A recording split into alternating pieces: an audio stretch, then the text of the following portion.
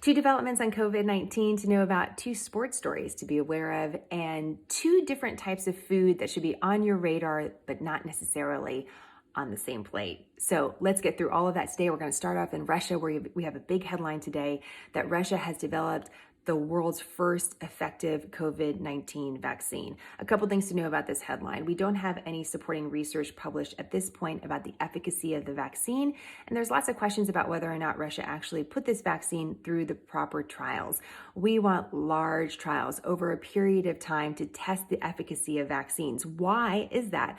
One of the reasons is that in very rare instances, a vaccine can cause an enhancement of the exact condition or disease it is trying to treat.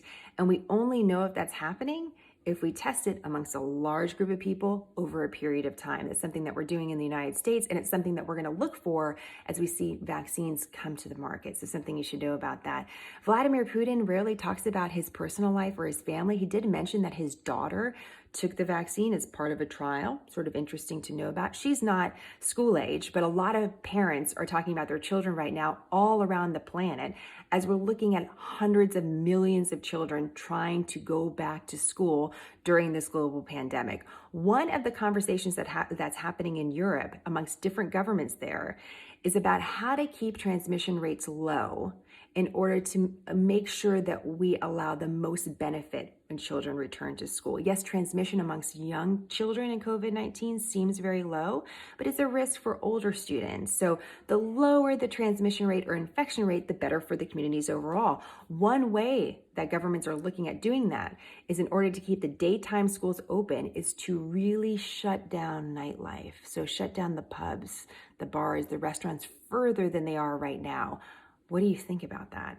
That is a potential idea over in Europe, so it could be something that we're looking at here. But we have to remember what's happening in Europe is not necessarily paralleling exactly what happens in the United States. We're looking at much smaller communities and different infection rates. So it's just important to be aware of that as well. Okay, two sports stories to know about. You might have heard conversation about college football being canceled.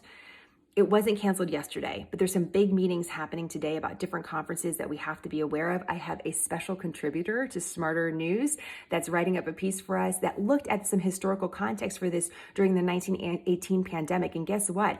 Football was played in some circumstances during the last major pandemic. So we'll have some context for you on that. In the meantime, today in history is an important day because it's when a famous Hawaiian athlete known as the Duke set a world record in swimming, went on to become an international superstar, one of the greatest athletes really of all time. If you know anything about Michael Phelps, you should know about the Duke. He also helped bring surfing, otherwise known as wave sliding, to the mainland and mainstream. So we'll have more of that on our website as well. The Duke today, something you should know about. And finally, two food groups. If you have onions and you don't know where they're from, you really should throw them out. The CDC says that's their best advice for you because there's a salmonella outbreak that's affecting more than 40 states. So just a heads up on that.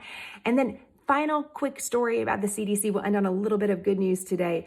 You know that you have heard about putting cedar blocks in your drawer to keep away moths? Well, scientists several years ago were studying why we do that, and they ended up discovering an ingredient that they thought was really helpful as an insect repellent. And turns out it's the ingredient in grapefruit that gives it its smell and its taste, and it's also the ingredient that's sometimes used in perfume.